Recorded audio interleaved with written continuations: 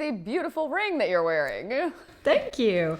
There's actually a really fun story behind this ring. That ring it's very meaningful to me, and I wear it every day, just even to literally do dishes, because it symbolizes for me, I remember exactly where I was and when I bought it and who I was with. I was in California. I had just gotten off the phone when I made the decision to shut down my last company.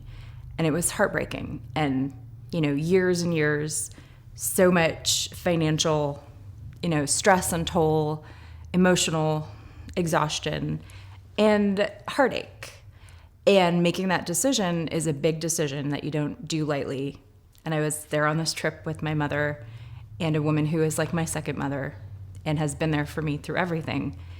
And we saw this ring, and we just looked at it at this moment of, I needed a symbol of something was ending, something new was beginning, and I had no idea what it was going to be, but it was going to be something good and something that was going to rise out of those ashes. And every time I put it on, I think, I remember that moment. I remember the people who loved me and had been there and supported me. And it was just, I almost cry every time I think about it, because it was such a big pivot, turning point. But yeah, it is. But it's also celebrate the little victories. So, we amazing engineers said we have the prototype. So let's go pilot it. So we piloted it at a really big telecom company. So we celebrate. I think that's important, celebrating it. Then we got the first patent, celebrate it, and make sure that I would get the engineers that had written it and make sure that they were celebrated, because that's how you're going to keep the people who are working so hard for almost nothing as a startup to be really invested in, okay, we're all ready to go back and jump into this grueling, process. So it was all those little victories, and we celebrated them each one at a time as we sort of knocked over those pins in that journey. Progress and change really require commitment.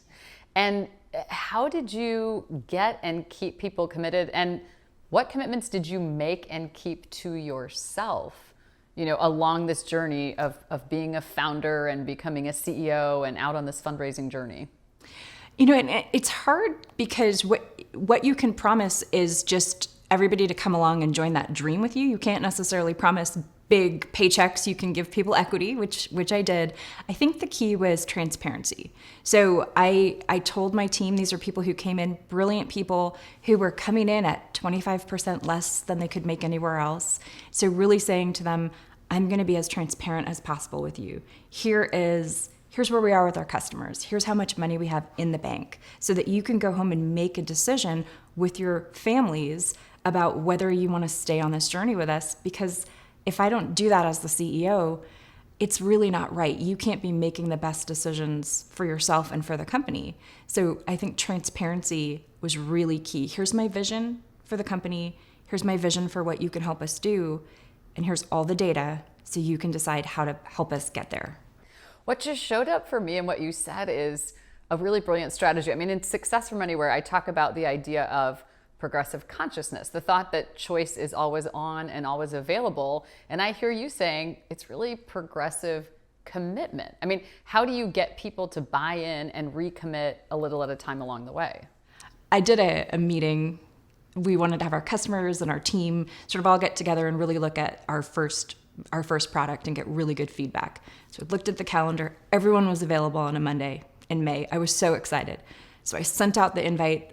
All my team replied yes immediately, and all my customers declined. And I was kind of annoyed. And so I asked my customers, well, why aren't you coming? This is really important. And they said, we love you guys, but I'm not spending my Memorial Day in your office. So then I had to reach out to my team and say, hello, guys and girls, why would you all accept this meeting on Memorial Day? And they said, because it's important. We love this is important. And I kind of had to do a reset and say, yes, it's important, but so is the fact that this is your time with your family. And yes, your calendars were all clear because it's Memorial Day. But you all have to check in with each other and say, hello, we need a little balance here, you know? Yes, and in those moments, I mean, you had the commitment, and that's a two-sided coin, right? As goes the leadership, so goes the team. They thought you were working on the holiday, and it sent a signal they should too. What did that teach you about how to be a more effective leader? It taught me that I had a great team, and it also taught me that I needed to help them push back on me, which was don't burn yourself out for me.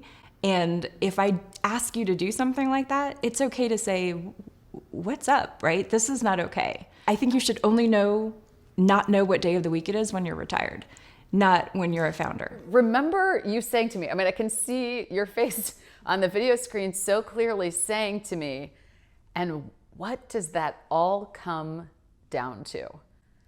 So what, right? What's it in service to? Yes.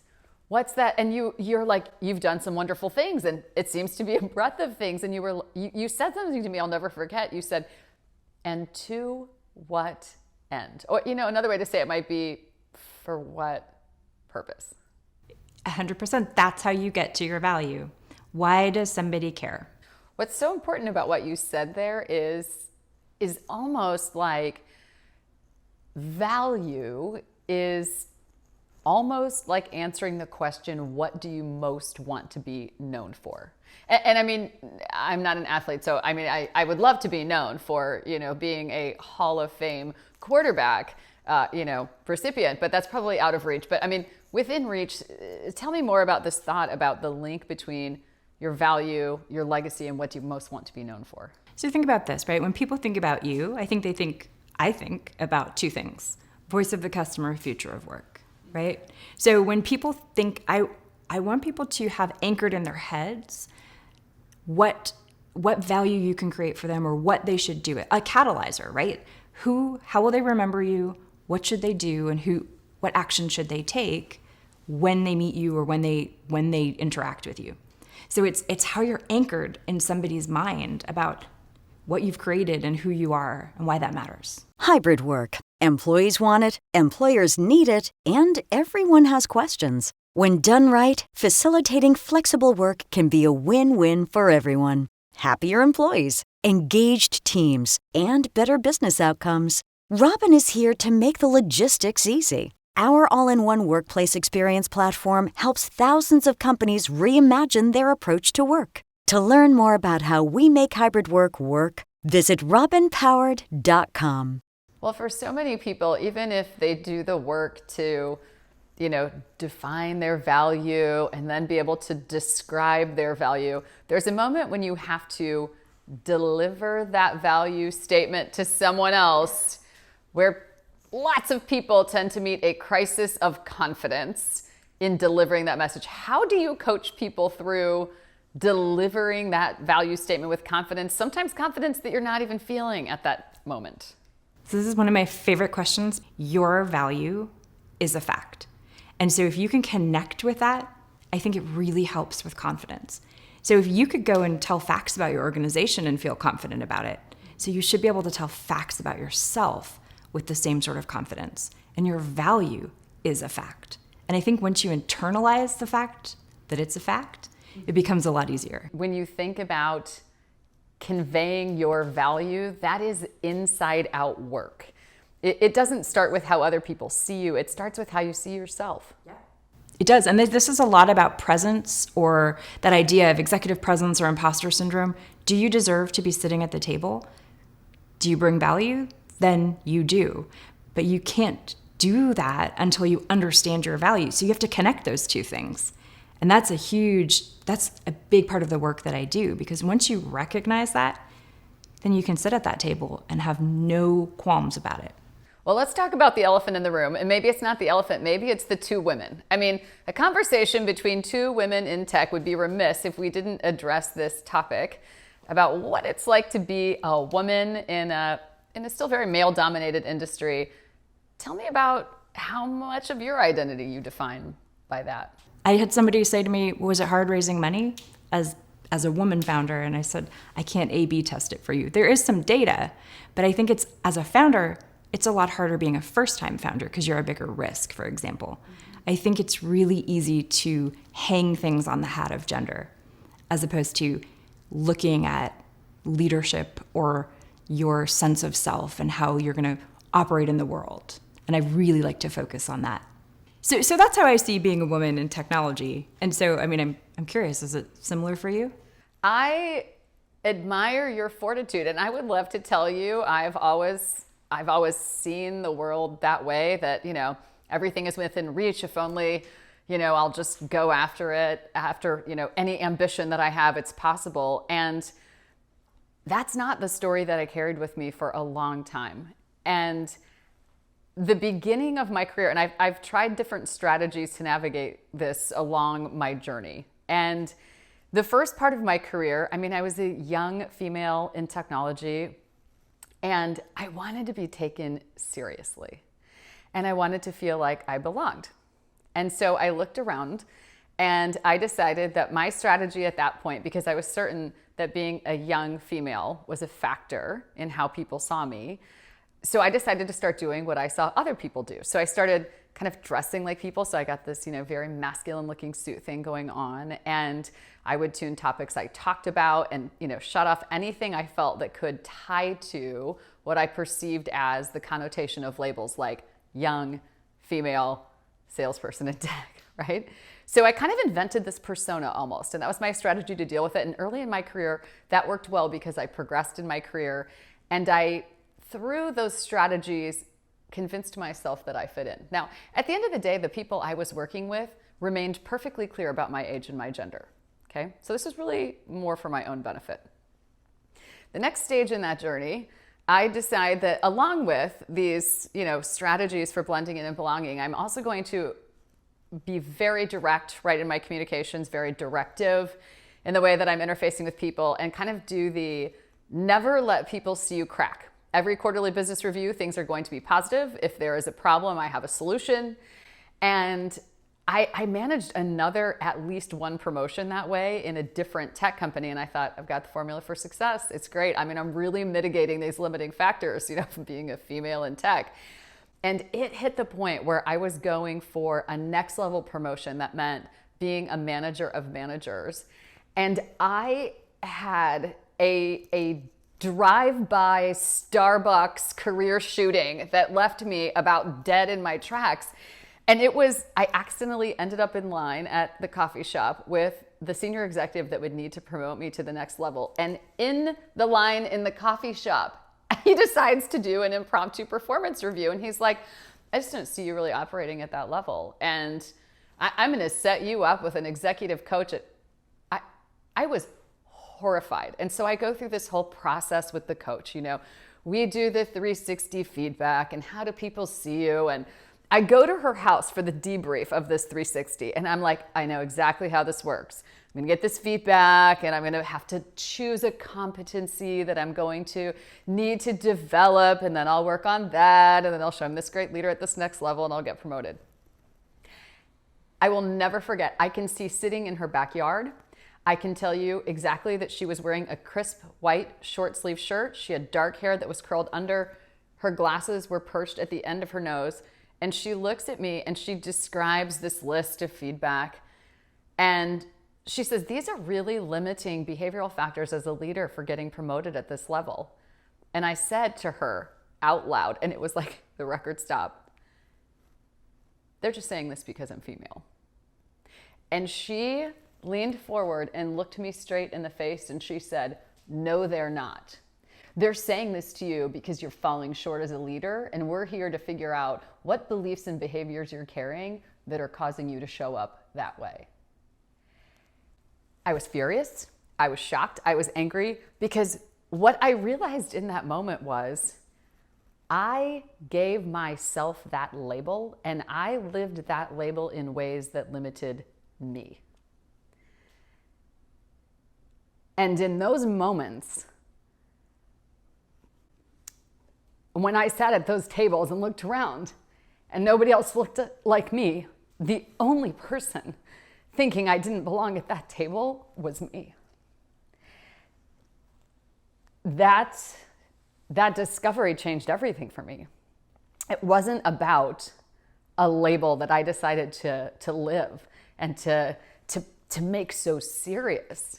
It was I saw myself as having those limits. And for me, working through that process of letting go of those labels, not just of myself, but inevitably probably how I conveyed those to other people, was the turning point for me starting to see that it was possible to go from a limited to a limitless journey. And I don't think I would have stepped into that understanding in such a powerful way if that woman had not looked at me. And by the way, we're very good friends. I dedicated my first book to her. I mean, I'm grateful for that, but it stopped me in my tracks because what she said was, I'm not going to let you get away with that. I see that you have more to offer. I see you have more aspirations. I'm going to help you get there. But we have to get down to, this isn't have some more one-on-ones with your team every week. This is, we need to change how you see yourself so that you show up differently. So it's amazing when you change your relationship with yourself like that, how much changes. I talk about this, it's so funny, the success from anywhere, and I talk about creating the future. And I say this, creating the future from the inside out. And I think about this, whether we want to change our own impact, our own results, we want our team to change, our family to change, our organization to change. That is an inside out transformation that happens one person at a time. There's a quote in the book that I love that says, I wanted to change the world, and so I decided I had to change myself. How do you think people can change themselves, whether it's on issues of gender or leadership or strength? How do you start that journey of change? What I've discovered a journey of change takes that's tied to your identity starts with taking a pause. And one of the questions that I like to use, even just by myself, when I think about how do I believe I show up, or what is my value from the conversations you and I have had, what is my value, is when I say something, I like to pause and ask myself, is this true? And what I've found so frequently is, when I say something like, I don't think someone's taking me seriously because of fill in the blank, or something isn't happening because I didn't give a great pitch, or I am, having an off day, or whatever, we all fill in these stories. And I pause and think, is that true? It takes me to another question. It's like, what else could this mean? Right? Going back to some of the conversations that you and I have had talking about value and talking about impact, something that stood out to me so clearly is when I would talk to you about work I was doing because I thought it sort of fit on my resume or was like the path to the next opportunity, I didn't feel very authentic about what I was saying because it wasn't authentically true about what I love to do and where I believe I can deliver my greatest impact and what's aligned with my own purpose. And so when I think about this whole shifting of identity or letting go of beliefs or perceptions we hold about ourselves, I think about how often we hang on to some of those labels and beliefs because we're trying to blend in or fit into or have someone else's success in their terms. What I've discovered over time, though, is I never like how that feels. And so therefore, when I try to say to someone else, if I said to you right now, I absolutely love getting up at 4 o'clock in the morning, I don't feel that way. So it doesn't feel very authentic when I say it. But when I say something like, I love to discover how people are redefining success, that feels different. I know that to be true. I know that to be true a lot of the time. So I think about that. I think about how do we come back to in those moments where we need a shift in identity, what's true for me? And is it still true now? Because when I'm working with people, helping them to access their own success or to see new possibilities or to find new choices, I feel so energized. I could do that all the time and I wouldn't feel like the batteries are draining. What I find is when I start to slowly give into the belief that maybe that value doesn't matter, or maybe it doesn't matter to the people I think it should matter to, and then I start deviating away from what I know to be true about myself as a person and as a leader and what I want my legacy to be, and I start living on somebody's definition of what success looks like or what a legacy should be, or what we should be doing or spending our time on, that's when I feel that burnout. That's when I feel that exhaustion. That's when I feel like I'm a human doing instead of a human being. Like I'm running around to this endless list of activities and I have no idea why I'm doing any of them. And so what has been so powerful to me about our time together is that reminder that value is simple. It's your impact, it's your legacy, and you can usually sum that up in 1 or 2 or 3 words that guide you, that ground you.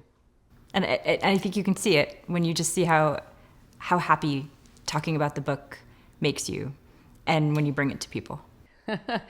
Oh, well, when I think about Success from Anywhere or about any of the books, what I love about it is reinforcing to people that success is not a destination, success is not a location, it's not your title, it's not how much money in your bank account. Now I define success as may you have what you want and want what you have. I want to thank you so much for sharing your authentic story, what's behind what we see on LinkedIn or any other social media story, because it reminds all of us that the only response to a setback is a comeback, and you can always begin again.